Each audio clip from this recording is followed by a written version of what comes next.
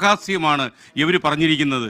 അതായത് ഒരു rubber shoe എറിഞ്ഞാൽ ഒരു കവചിതമായ ഒരു ബസിൻ്റെ ഉള്ളിലിരിക്കുന്ന ആളുകൾ പരിക്കേറ്റ് അവർ കൊല ചെയ്യപ്പെടും എന്ന് കണ്ടുപിടിച്ച ലോകത്തിലെ ആദ്യത്തെ പോലീസ് സേന എന്നുള്ള ഖ്യാതി കേരള പോലീസിനാണ്.